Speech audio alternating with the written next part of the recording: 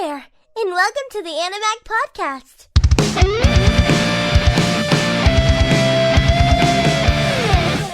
Hey, what is up, everybody? Welcome back to Animag, the #1 anime podcast in Thaumakus's bedroom. I'm your host, Asylum, sitting here with Thaumakus! And first of all, the only person that should be in there is only my queen, and the only queen, Akano. Oh my god, how about maybe like a real chick made out of skin and bones, maybe? Akano is real. Oh my god. She's real to my eyes! I just want to let everybody know before we dive into this podcast that we've been playing a game called The Forest, and we're ready to get this podcast over with so we can go play. So episode 3 was good, and we'll see you next week, baby. That's Animag for the week. No, I'm just kidding. I took full notes, so we might as well fucking do this. Chainsaw Man episode 3, dude. I really enjoyed this. It's not bad. I mean, for us, we know the story, the fight. At the end, holy shit. I'm telling y'all right now, I rated this episode pretty high, and it was because of that fight. And just think, that's not even the biggest fight we're gonna see. Yeah, I know. In the manga, it was like, okay, yeah, cool, that's a nice fight, but he really wasn't that great. But then, like, the anime was like, holy shit! The visuals with the anime were fucking amazing. And it made the Bat Devil, because that's who he's going to be fighting in this episode. Spoiler alert! It made the Bat Devil look really strong. Which, of course, he is. Look at his fucking size, first of all. Yeah, and then if he drinks blood, he regenerates. Right, same as Denji, which was interesting. So I guess we'll jump in straight into the notes. The episode basically opened up right where we left off on the last one, at the scene where Power killed the Sea Cucumber Devil, and Makima is telling both Denji and Power that Power needs to be a little more cautious and think before she acts. Remember, I said this shit in the last podcast. That's what I don't like about Power. Aw, come on, She man. doesn't, dude, I hate her. And then all the other shit that's coming, but I really don't like her because she just doesn't think. She just acts. And that can be dangerous, especially considering the job that they're doing. You don't need to act like that doing this job. So Power tries to turn the entire thing around on Denji, and she says, well, he told me to kill the Sea Cucumber Devil. And they both get into like a little back and forth argument because now Denji is asking why is she lying, and Power's trying to portray her lie as the truth. And the whole time Makima's just sitting there quietly and she's just watching them argue for a decent little while. You know you were enjoying that view, man. Yeah, you know, good old Makima. You wasn't even paying attention to Denji and Blood. You were staring at that ass. I actually had to rewind it to see if like anything, to see if anything important in the argument was happening. Bullshit. We all know. We all know what you rewinded for. For the argument, man, I already saw the ass the first go around. How many times did you have to rewind? 5 times.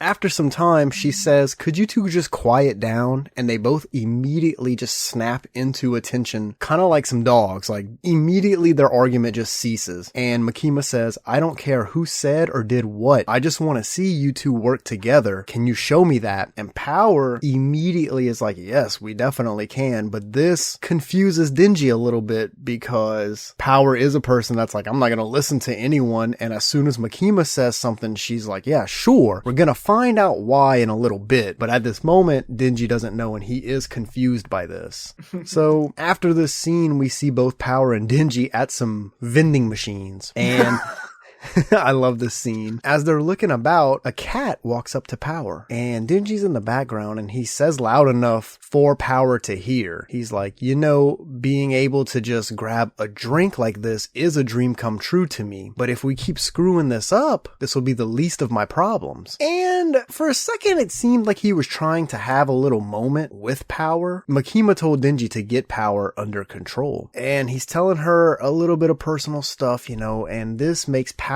decide to open up a little bit by telling him about her cat that got taken away by a devil. We learn that before Power could get her cat back, she was taken into Makima's care. Not the cat, but Power was. But she didn't call it Makima's care, she called it Makima's clutches. So maybe maybe Power is also trying to like give Denji a little hint that Makima might not be the angel that he thinks she is right here. And she says right here that the only real reason that she abides any human and does what they say is because it might give her a chance at getting her cat back. So now we see and understand why she just immediately snapped into attention when Makima was like, can y'all two just get along, please? Denji has been staring at Power's boobs. He just wants to grab some tits, man. That is true. This man cannot focus to save his fucking life.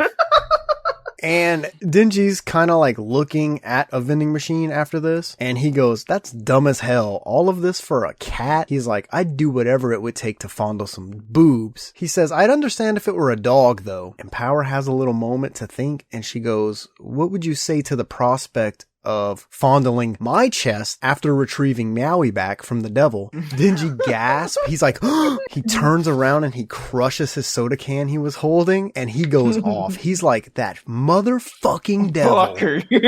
He thinks he can just kidnap some poor innocent cat? I don't think so. I'm gonna kill the shit out of him. And then boom, they hit us with an intro roll. I fucking love that part. Right at the beginning, he's like, ugh, I fucking hate cats. You're doing all this for a cat? That's so dumb. She's like, bro, you can touch my titties. And he's like, I'm in.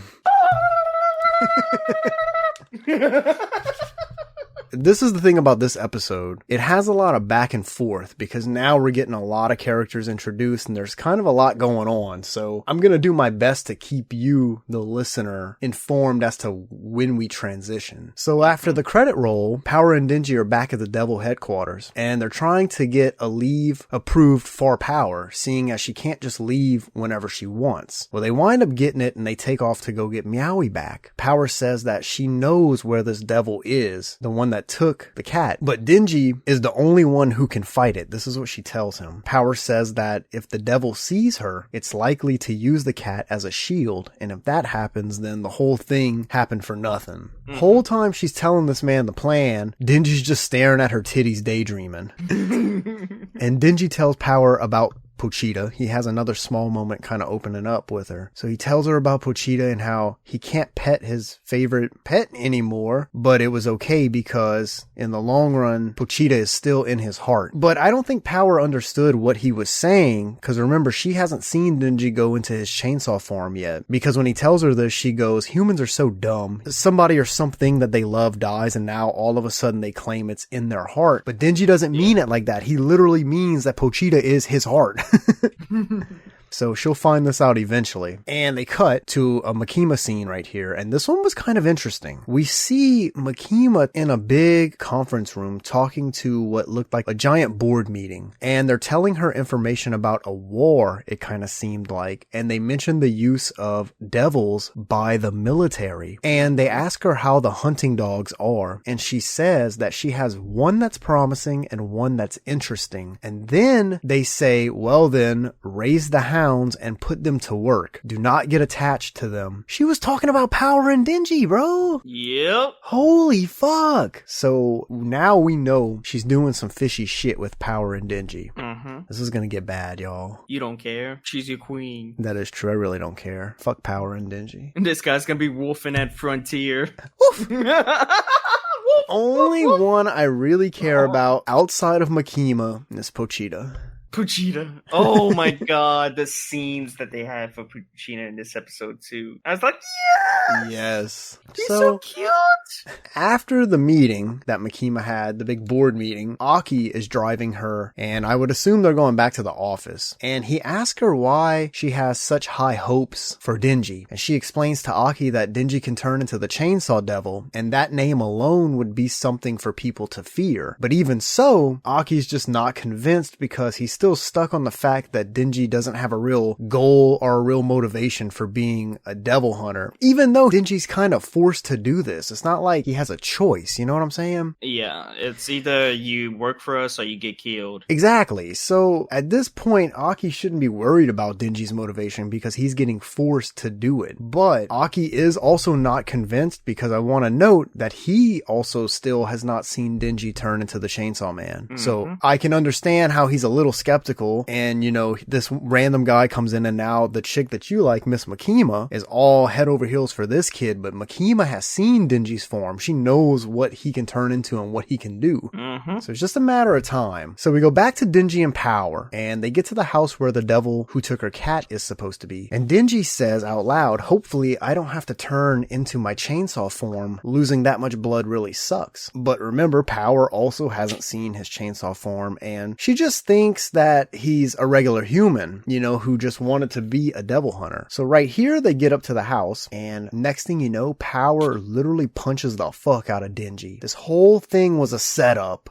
Wait, we actually see how Denji is smart. Well, yeah, because he did kind of see it coming. He's like, wait, why are you up front when we're getting closer? Yeah, he goes, stayed back. He's like, didn't you say if this devil saw you, it would use your cat as a shield? He started getting suspicious, and next thing you know, wham! Hits his ass. She knocks him out, and she winds up dragging his unconscious body into the house. And here's where this fucking shit's gonna explode, boys and girls. Turns out, Power had to get a sacrifice for the Bat Devil to save her cat. And sadly, in this case, she used Denji for that. And the bat needed some human blood to heal a wound that the humans gave him. I assume when they were hunting for him, in an earlier day or some shit. Like his arms all fucked up. Yeah. So he takes a drink of Denji's blood, but he yells out that it's disgusting. I'm just gonna point out it's because Denji's not a human. So the bat says, I need to cleanse my palate with the taste of better human blood. And then he jumps onto the roof of the little house, and Power's like kind of staring up at him. And the bat says, I'm amazed that you actually believed my story. And Power goes, but I brought you a human as promised. Now release Meowie. And he's like, yes, I did say that, didn't I? But I haven't punished you yet for bringing me disgusting blood. Then he eats the cat, cage and all. What a piece of shit.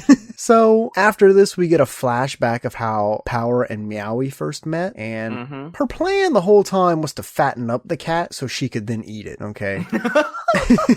Sounds like Power. But I guess she wound up changing her mind. Like maybe she got attached to it. And one night we see her on a roof looking up at the stars with the cat. And that's where the Bat Devil comes in with an entire arm missing. And he takes the cat and he tells Power, like, here's our deal. I need blood. You'll get your cat back. So that's how she got stuck into that situation with him. So back to the present. I think seeing the bat eat her cat was enough to snap Power into a little bit of a different mindset. She's all like depressed here, and she looks at Denji and she tells him, she says, now I understand how you feel about not being able to pet Pochita anymore, seeing that my cat's gone. Swiftly after this, the Bad Devil grabs her and just eats her whole. No fight at all. No fight at all. She just slid literally down his throat. She's gone. The fuck, man? But her blood is no good for the bat because she's also not a human. So the bat flies off, saying how he needs to go eat some children, and then maybe a virgin, and then maybe like a man, just to get the nasty taste out of his mouth. But he looks down, and Denji had grabbed onto his leg as he flew off. And Denji looks up at him and he says, give me my tits back, meaning Power. Bro, that part had me geeking out. Can you imagine? Oh my god. You're dangling onto a big giant devil's leg, and that's what you're gonna say to him? Give me my tits back. Denji is wild. So he pulls the chain on his chest and he transforms into the Chainsaw Man. And then he starts getting to work. The bat is super surprised that Denji is a devil. They literally fall out of the sky and into an office building. And Denji sees a lady who's in there working, and he's like, hey, dumbass, you wanna get eaten? And then he kind of like waves her out of the building. She throws her papers and she runs off. This kind of like pisses off the bat because he's like, you're a devil, but you're trying to save humans? I don't get you. So Denji looks at the bat and he's like, I'm gonna split your guts open and then I'm gonna cop me a feel. Then I'm gonna fondle some tits. He doesn't even know if Power's alive at this point. What you gonna do? Fondle some dead titties? Knowing Denji, probably yeah. Probably yeah, honestly. He is fucking nasty, dude. So they start fighting, and like we said at the beginning of this, the battle was pretty intense. It had a lot of environmental destruction, which is the kind of shit I like, and we even get to see just how strong the Chainsaw Man really is by catching an entire car with a man inside and then throwing it back at the bat and it explodes. So I'm gonna say that this was the big fight that we've really been waiting to see, considering how small all of the other ones were up until this point. You know, the zombie devil, I feel, should have been maybe not this big, but bigger than what it was. Now we get some perspective onto Chainsaw Man's strength, the kind of fucking shit he's about to get into, because this battle was intense. You think the next ones going forward aren't going to be 10 times more intense? Fucking wild. That's for them to find out. I'm just going to tell you guys, it doesn't. I'm just kidding, it does. It does. One thing leads to another, and Denji absolutely winds up obliterating the devil. But remember that the bat had eaten Power and her cat. So are they okay or are they dead? This is how this episode leaves you, the massive cliffhanger, because Denji cuts the thing up and it's just kind of laying on the floor or on the street, but we don't see Power or the cat come out. So that's something we're going to have to see in the next episode. Should have ended with him back into his human form, digging through the gut, saying, "Where's my tits?" He reaches into the guts, double hands, and then it's him pulling Power out by her titties. That's how it should have ended. And then outro song rolled. This one was good whenever it went into the clean transition and it all came together. But before that, it was all sporadic and I really didn't like it. So I'm giving this outro song a 7 out of 10. Yeah, after the fucking shit, it was better. When the lady started singing and it got clean, that shit was fire. But the first part of it, fire. What the fuck was that? As soon as it hit, I'm listening to that piece, I'm like, ew, 3 out of 10. And then the lady comes on and I'm like, oh, 7 out of 10. Shit! And that's the entire episode, everyone. Not terrible. Not really. Not bad. Not bad. Had a lot in it. I mean, the first real big battle, and for me, had I not read all the mangas, this is the point of the show where I'm like on the fence about Power, because she did technically try to fuck over Denji. So it's like, do you like her or don't you like her at this point? Well, it would have been in the same situation if Denji was in Power's shoes, if the Bat Devil had Pochita. Ah, true. But her cat's just a regular cat. Pochita was a real devil, so it might have been able to actually just fight the Bat Devil. Eats it, all of a sudden you hear a chainsaw cutting it up from the inside.